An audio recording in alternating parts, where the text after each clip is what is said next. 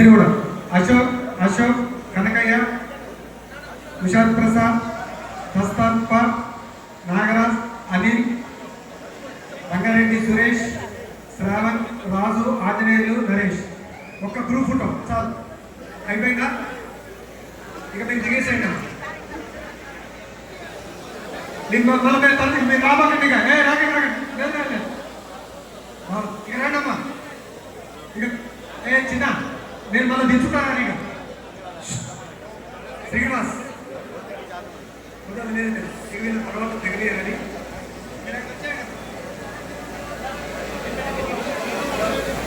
Right. ఇప్పుడు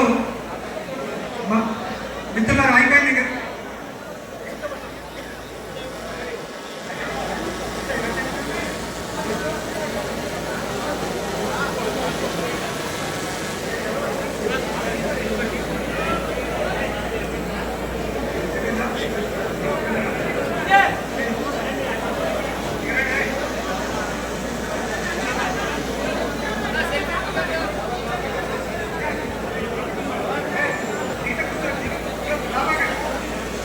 अरे हटो जिंदाबाद।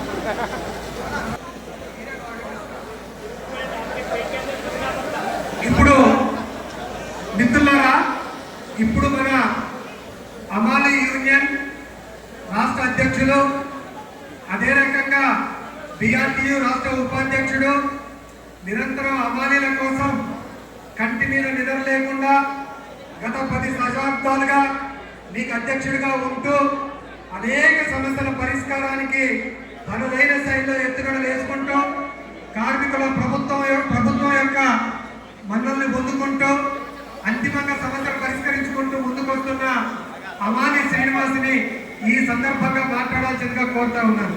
అమాలి శ్రీనివాస్.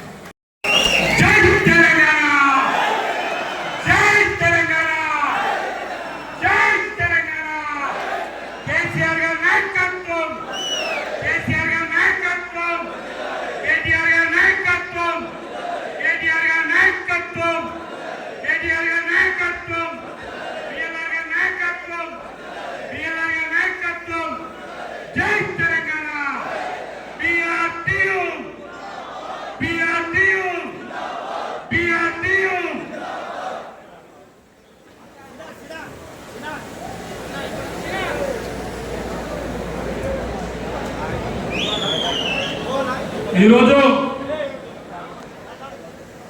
చాలా సివిల్ సప్లై అమాలి వర్కర్స్ యూనియన్ ఆవిర్భావ దినోత్సవం సందర్భంగా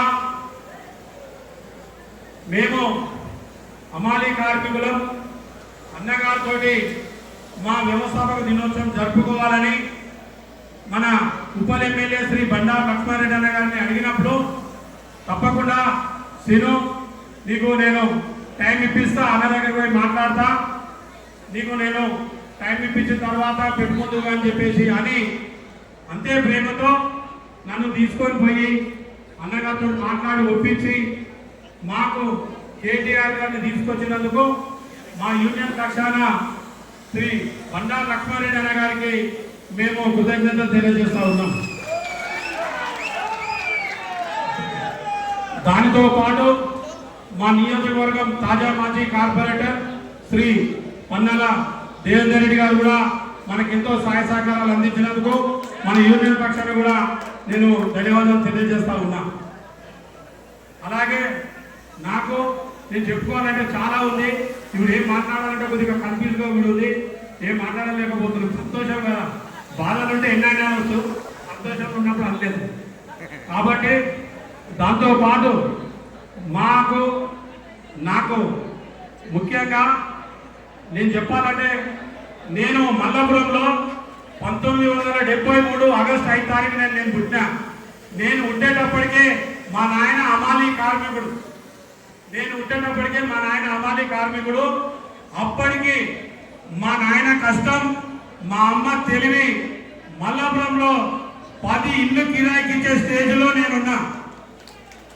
ఒకటి కాదు, 10 ఇళ్లకు మా అమ్మ కిరాయి పెట్టుకొని వాళ్ళు బాగోగులు చూసి వాళ్ళని ఊరి నుంచి ఎక్కడి నుంచి ఇక్కడికి వచ్చినందుకు వాళ్ళని ధైర్యం చెప్పి ఒక పనిలో నుంచి పని పెట్టించి అట్లా మా అమ్మ మనల్ని కాపాడుకొని మల్లపురంలో స్థిర నివాసం ఏర్పాటు చేసుకునేటప్పుడు అవకాశం కల్పించింది మా అమ్మ. అట్లా మా నాయన కష్టం, అప్పుడు ఉన్న మా నాయన కష్టంతో మా అమ్మ తెలివితో సంపాదించిన డబ్బుతో నేను దాదాపు 1996 వరకు అత్యంతంగా ఉన్నతంగా సంతోషంగా దర్జంగా వాళ్ళ నాయన పెంపకంలో పెరిగిన కొడుకుని అమలు తిరిగాలని చెప్తా ఉన్నా. దానితో పాటు నేను ఏం బిడ్డ ఇంత హుషారుగా తిరుగుతున్నావు, ఇట్లా ఖర్చు పెడతా ఉన్నావు, ఇంత ఎంజాయ్గా పోతా ఉంటే ఏమనుకుంటున్నావు, నువ్వు ఇన్ని పైసలు ఎడికలు వస్తున్నాయి అనుకుంటున్నావు, పైసలు విలువ నీకేమైనా తెలుసా అని చెప్పి మా నాయన నన్ను గట్టిగా నాకు 2 బిడ్డలు పుట్టిన తర్వాత మందలిచ్చిండు మా నాయన. మా నాయనని తలుచుకొని ఆయనకు పాదాభివందనాలు తెలియజేసుకుంటున్నాను. నాయన నీకు ఇచ్చిన మాట నిలబెట్టినా, ఆ రోజు చెప్పిన పైసా విలువ నాకు తెలియదన్నావు డాడీ, నాకు తెలియకపోవచ్చు, నేను ఖర్చు పెట్టవచ్చు, కానీ అని చెప్పి నేను పోయి సంచులు మోసడానికి పోతే మా నాయన 3 రోజులు వేసాడు.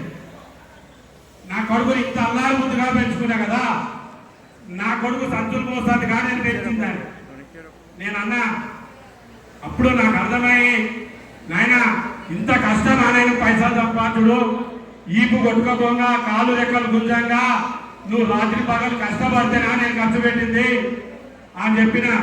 నాయన నీకు నేను నువ్వు సంపాదించిన ఆస్తి నేను సంపాదించకపోవచ్చు, నువ్వు సంపాదించిన ఆస్తి నేను సంపాదించకపోవచ్చు, కానీ నీ దగ్గర పనిచేసిన నీ ఎంబడి ఉన్న సివిల్ సప్లై అమలు కార్మికులందరూ కూడా ఒక మంచి కొడుకుని కన్యావారిని మెచ్చుకునే విధంగా నీతో ఉంటా అని చెప్పి మన ఆయన మీద ప్రమాణ కాలం మీద ప్రమాణం చేసి ఈ వృత్తిని ఎంచుకున్న కారించి అమాలి కార్మికుల బాగు కోసం, వాళ్ళ భవిష్యత్తు కోసం తెలంగాణలో కష్టం చేసేవాడు తలెత్తుకొని నిలబడే విధంగా నేను చేస్తాను కంకణం కట్టుకొని అన్ని జిల్లాలు తిరిగినా, అన్ని రాష్ట్రాలు తిరిగినా వాళ్ళ బాగు కోసం, వాళ్ళ భవిష్యత్తు కోసం అని చెప్పి ఈ సందర్భంగా నా యూనియన్ ఆవిర్భావ దినోత్సవంగా నేను గుర్తు చేస్తా ఉన్నా.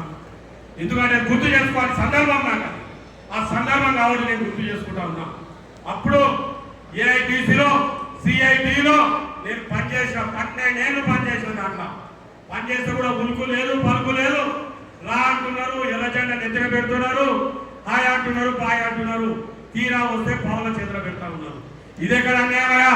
మా దగ్గరికి వచ్చి 5 రూపాయలు నుంచి పిచ్చుకొస్తా అని చెప్పి మాయ మాటలు చెప్పి ఇవాళ తీసుకొని వచ్చి పావుల చేతిలో పెడతా ఉన్నారు.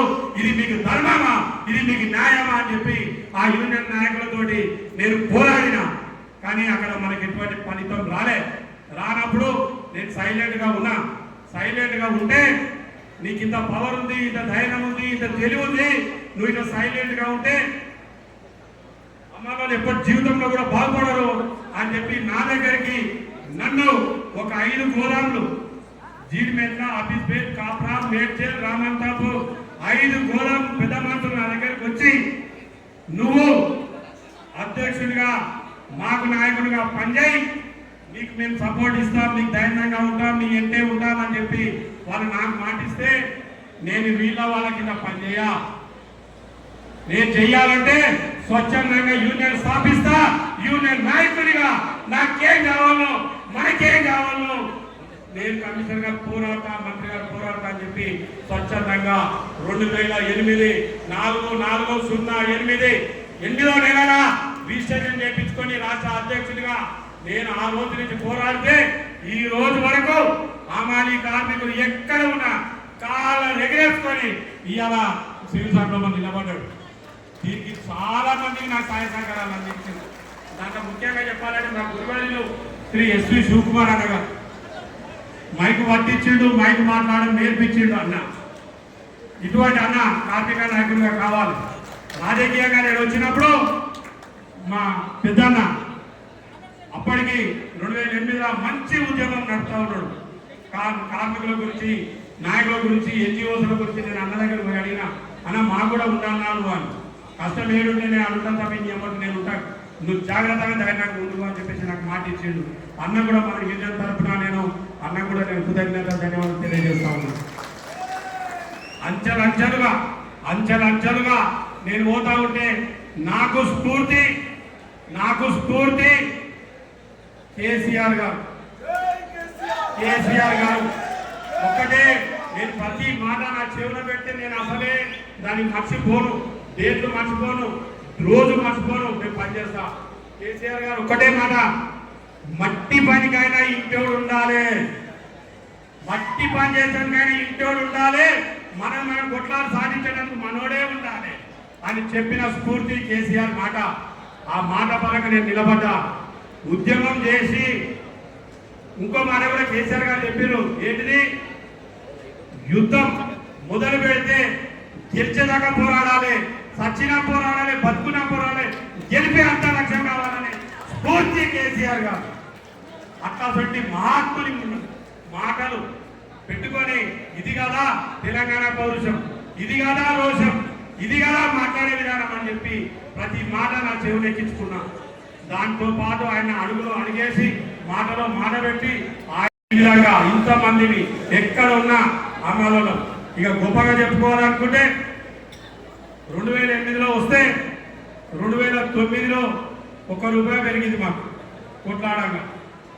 అప్పుడు ₹5 వచ్చింది. మళ్ళా కొట్లాడితే 2012లో ₹8 అయింది.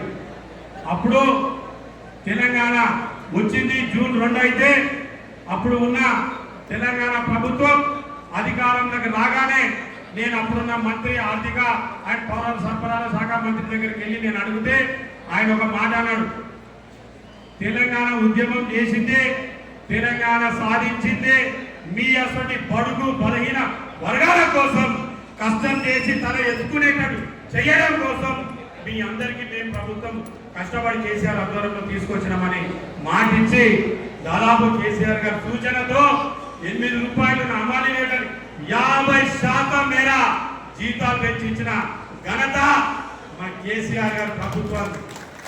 ఒకటి